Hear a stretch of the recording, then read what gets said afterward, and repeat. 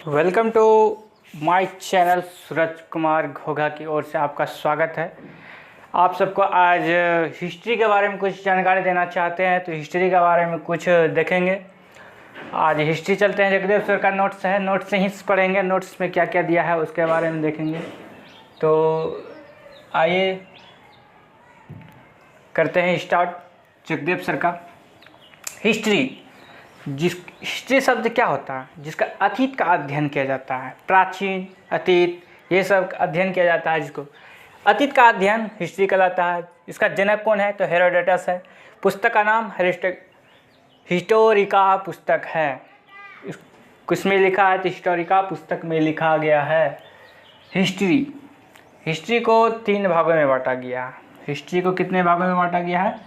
3 भागों में बांटा गया। अब देखते हैं हिस्ट्री को कितने भागों में बांटा गया है। 3 भागों में बांटा गया है। पहला है प्राग ऐतिहासिक काल। प्राग ऐतिहासिक काल, आदि ऐतिहासिक काल, ऐतिहासिक काल। इसको 3 भागों में बांटा गया है। प्राग ऐतिहासिक काल, आदि ऐतिहासिक काल, ऐतिहासिक काल। प्राग ऐतिहासिक काल को लिखित साक्ष्य मिलते नहीं हैं। पुरातात्विक स्रोत है लेकिन पाषाण काल, पत्थर का प्रयोग करने का होने के कारण इसे पाषाण काल भी कहा जाता है। इसमें लिखित साक्ष्य नहीं है बल्कि पुरातात्विक स्रोत है। किसमें? प्राग ऐतिहासिक काल में। अब देखते हैं आदि ऐतिहासिक काल, जो कि लिखित साक्ष्य भी है, इसे पढ़ा नहीं जा सकता है। पुरातात्विक स्रोत है। कांस्ययुगीन सभ्यता के प्रयोग होने के कारण प्रथम नागरीय सभ्यता, हड़प्पा सभ्यता, सिंधु सभ्यता इसी में आता है। आदि ऐतिहासिक काल में ही हड़प्पा सभ्यता, सिंधु सभ्यता ये सब आते हैं। लिखित साक्ष्य, अब ऐतिहासिक काल में लिखित साक्ष्य भी है, इसे पढ़ा भी जा सकता है और पुरातात्विक स्रोत भी है। और वैदिक काल और उसके बाद आने वाला काल जो कि आदि ऐतिहासिक काल, मतलब वर्तमान जो इतिहास है उसके बारे में अब होगा, इसके बाद वाला इतिहास। तो ऐतिहासिक काल, अब तीनों में से क्या कॉमन क्या मिला आप सबको? तीनों में आपको ये पुरातात्विक स्रोत, जो कि इसमें भी था पुरातात्विक स्रोत और इसमें भी पुरातात्विक स्रोत, इसमें तीनों में कॉमन पुरातात्विक स्रोत था, पर यहाँ लिखित साक्ष्य नहीं था। किसमें? प्राग ऐतिहासिक काल में। लेकिन आदि ऐतिहासिक काल में लिखित साक्ष्य था। इसमें भी लिखित साक्ष्य था पर इसमें पढ़ा नहीं जा सकता था, इसमें पढ़ा नहीं जा सकता है। तो इसमें कॉमन क्या मिला? पुरातात्विक स्रोत तीनों में है और इसमें लिखित साक्ष्य नहीं है। इसमें लिखित साक्ष्य है, इसमें भी लिखित साक्ष्य है, लेकिन ये वाला पढ़ा नहीं जा सकता, ये पढ़ा जा सकता है। तो इस तरह पढ़ेंगे तो कॉन्सेप्ट क्लियर हो जाएगा। आइए फिर देखते हैं।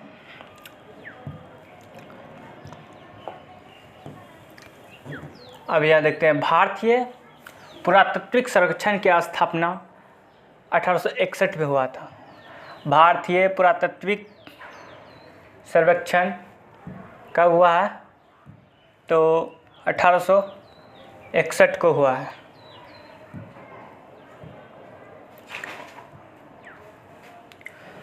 भारतीय पुरातात्विक सर्वेक्षण की स्थापना 1831 को हुआ था, जो कि जनक सर अलेक्जेंडर कनिंघम है। इसका मतलब भारतीय पुरातात्विक सर्वेक्षण की स्थापना 1861 में, जिसका किया था किसने? सर अलेक्जेंडर कनिंघम ने किया था 1861 में। सर अलेक्जेंडर कनिंघम की भारतीय पुरातात्विक का जनक भी कहा जाता है। भारतीय पुरातात्विक का जनक किसे कहा जाता है? तो सर अलेक्जेंडर कनिंघम को कहा जाता है। सर अलेक्जेंडर कनिंघम को भारतीय पुरातात्विक स्रोतों का जनक कहा जाता है। राष्ट्रीय संग्रहालय दिल्ली में है, क्योंकि राष्ट्रीय संग्रहालय कहाँ में है? तो दिल्ली में है। राष्ट्रीय संग्रहालय कहाँ है? दिल्ली में है। पुरातात्विक विभाग 1904 वेस्ट लॉर्ड कर्जन प्रयास से पुरातात्विक विभाग जो है 1904 में वारसाई लॉर्ड कर्जन के समय में प्रयास किया गया था। अब आता है पाषाण काल।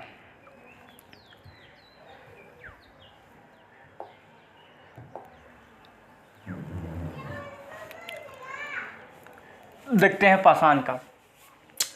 पाषाण काल को कितने भागों में बांटा गया है? 4 भागों में बांटा गया। पाषाण काल कितने भागों में गया है? 4 भागों में। पूरा पाषाण काल, मध्य पाषाण काल, नव पाषाण काल और ताम्र पाषाण काल। आप सबको ये क्वेश्चन बार बार आता होगा कि पहिए के आविष्कार कब हुआ है, तो वो पहिए के आविष्कार नव पाषाण काल में हुआ है, और आग का आविष्कार कब हुआ है, तो वह मध्य पाषाण काल में हुआ है। तो पूरा देखते हैं एक बगल से। पूरा पाषाण काल जो कि पोलियोथोलिक और बड़ा पत्थर का प्रयोग, मानव खाना बदहोश, आदि मानव, आग की खोज, मैक्रोलिथिक। इसमें पूरा पाषाण काल में क्या क्या मिलता है, तो पोलियोथोलिथिक और बड़ा पत्थर का प्रयोग, मानव खाना बदहोश, आदि मानव, आग की खोज, मैक्रोलिथिक, ये सब किस में मिलता है, तो पूरा पाषाण काल में। इसमें देख लीजिए यही सब क्वेश्चन ज़्यादा पूछता है कि आदि मानव और मानवा खाद्यावशेष किस में मिला है, तो पूरा पाषाण काल में मिला है। किस में मिला है, तो पूरा पाषाण काल में मिला है। मध्य पाषाण काल जो कि इसमें लिखित मेसोलिथिक जो कि छोटा पत्थर का उपयोग किया जाता, आग का उपयोग किया जाता था, करना सीख गया था, और माइक्रोलिथिक होता था, बहुत छोटा छोटा होता था। नव पाषाण काल, इसमें छोटा पत्थर का और चमकदार नुकीला पत्थर का होता था, और नया खोज हुआ। पशुपालन का सबसे पहला प्रयोग किया गया था। पशुपालन में किसका प्रयोग किया गया था, पशु का। सबसे पहला पशु जो पाला गया था वो कुत्ता पाला गया था। और खेती करना प्रारंभ किया था किसमें, तो नव पाषाण काल में खेती करना प्रारंभ, अस्थायी जीवन रहना वे प्रारंभ किया था। पहले भटकता रहता था, किसमें, पूरा पाषाण काल में भटकता रहता था, लेकिन अस्थायी रूप से किसमें आ गया, तो इसमें किसमें आ गया, नव पाषाण काल में नया जीवन व्यतीत करने लगा। समाज की निर्माण किया, मतलब गांव घर ये सब हुआ, निर्माण हुआ। पहिए की खोज हुआ। पहिए की खोज किसमें हुआ था, नव पाषाण काल में। आग की खोज किसमें हुआ था, मध्य पाषाण काल में। पूरा पाषाण काल में, यहाँ पूरा पाषाण, आग की खोज पूरा पाषाण काल में हुआ था, और नव पाषाण में पहिए की खोज। अब ताम्र पाषाण काल जो कि तंबा प्लस पत्थर का उपयोग किया जाता था, भाला शब्द के तंबा और पत्थर का उपयोग किया जाता था। और चिकोलिथ मतलब अच्छे क्वालिटी का था, चिकोलिक था।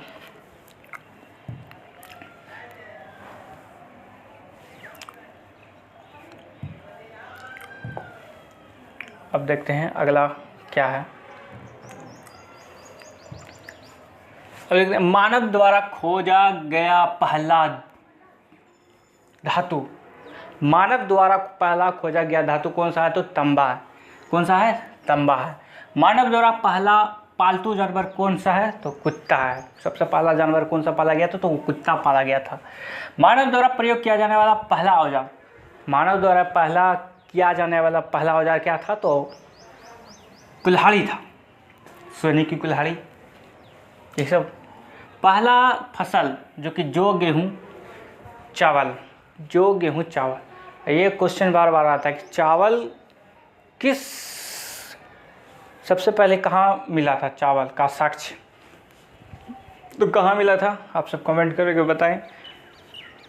ये जो पुरातात्विक प्राचीन के वो क्या बोलते हैं, एक कुआं था वहीं मिला था, कौन सी नाम उसका भूल गए। मानव की उत्पत्ति का सर्वप्रथम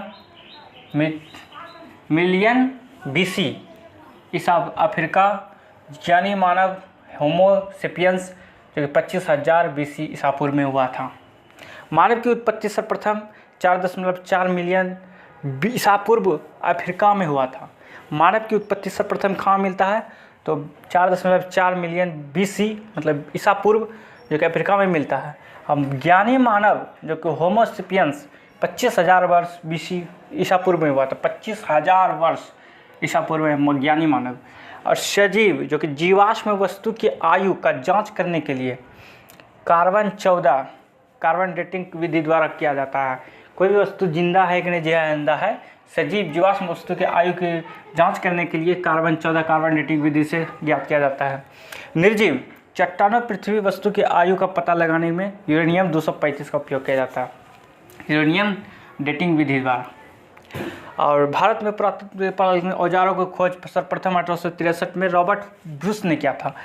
भारत में पुरापाषाणकालीन औजारों की खोज सर्वप्रथम 1863 में ईसापुर में रॉबर्ट ब्रूस ने किया था। 1863 में किया था, 1863 में।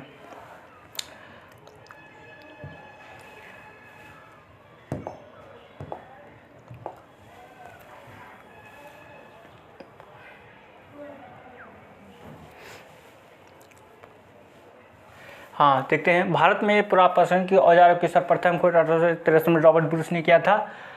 फुट ने की थे, जो कि पल्लवरम तमिलनाडु में है। पल्लवरम जो कि तमिलनाडु में है, वहीं क्या था, क्या भारत की पुरापाषाणकालीन औजारों की सर्वप्रथम खोज 1863 में रॉबर्ट ब्रूस ने किया था। अब देखते हैं पुरापाषाण काल। पुरापाषाण काल ये प्रमुख स्थल भीमबेटका जो मध्य प्रदेश में, भीमबेटका मध्य प्रदेश में, इसमें वन भी बहुत अधिक है और मध्य भीम में भील, हाँ, भील जाति भी बहुत अधिक होती है। नर्मदा घाटी में इसकी खोज 1957 से 1958 में हुआ था। भीमबेटका की खोज कब हुआ था? 1957 से 1958 के बीच हुआ था, जो कि विष्णु श्रीधर कन्नाधर द्वारा की गई थी। भीमबेटका की गुफा की यूनेस्को में शामिल इस विश्व धरोहर में स्थल 2003 में घोषित की। भीमबेटका को विश्व यूनेस्को में शामिल कब किया गया था? 2003 में किया गया था, इधर किया है। और सोहन नदी की घाटी के पास है, वेलन की नदी घाटी के पास है। कश्मीर, अग्निरमम पलक्कम तमिलनाडु में है, पल्लवरम तमिलनाडु में है, थार राजस्थान में है।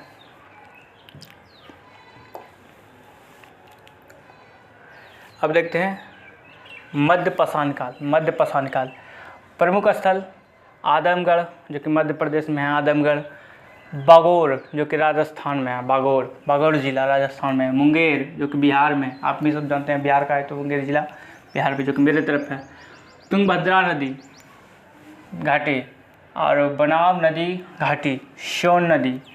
अब नवपाषाण काल जो कि प्रमुख स्थल इसमें है मेहरगढ़, बलूचिस्तान प्रांत जो कि पाकिस्तान में, जो कि गेहूँ जो के साक्ष्य यहीं से मिला है। कहाँ से? पाकिस्तान के बलूचिस्तान में जो गेहूँ के साक्ष्य कहाँ से मिला है? तो पाकिस्तान के मेहरगढ़ के बलूचिस्तान में मिला है। और कोल्डीवाह जो कि यूपी में है, चावल का प्राचीनतम साक्ष्य मिला है। प्राचीनतम साक्ष्य कोल्डीवाह में मिला है। प्रमुख नवपाषाण कालीन में मिला चिराग चारण। नवीनतम डाटा के अनुसार चावल का साक्ष्य प्राचीनतम साक्ष्य लाहौर यूपी में प्राप्त हुआ था, उत्तर प्रदेश में। चचेर वैशाली में है, जो कि साक्ष्य लहसूरदीवा उत्तर प्रदेश में प्रयास में हुआ है। और बुर्जहोम जो कि कश्मीर में है, सर्वप्रथम मानव के साथ कुत्ता को दफनाने का मिला, मतलब मानव के साथ कुत्ता भी एक को दफनाया जाता था। कहाँ पे? बुर्जहोम। आपको बोले थे ना चावल कहाँ मिला है, तो गोल्डीवाह में मिला था। चावल का प्राचीनतम साक्ष्य कहाँ मिला है? तो गोल्डीवाह में था। नवपाषाण काल में गोल्डीवाह में मिला था, जो कि उत्तर प्रदेश में है। गोल्डीवाह में, उत्तर प्रदेश में गोल्डीवाह में।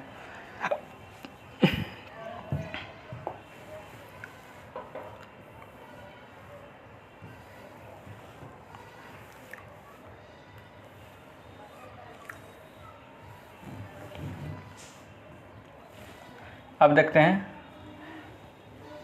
ताम्रपाषाण काल। प्रमुख स्थल इसका सबसे बड़ा बस्ती इनाम गांव जो कि महाराष्ट्र में, इनाम गांव महाराष्ट्र, मतलब बहुत बड़े आदमी को मिलता है, महान आदमी, उसको महान आदमी क्या देता है? तो इनाम देता है। तो इनाम गांव कहाँ है? तो महाराष्ट्र में है।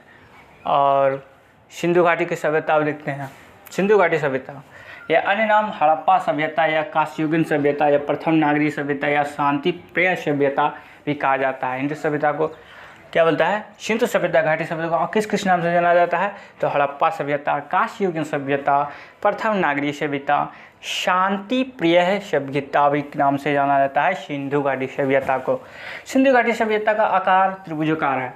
ये पूछा जाता है हर प्रत्येक बार में, सिंधु घाटी का सबका आकार किस प्रकार है, तो त्रिभुजाकार का है। और काल रहा था 2350 BC ईस्वी से 1750 BC, जो कि कार्बन 14 विधि द्वारा इसका याद किया जाता है।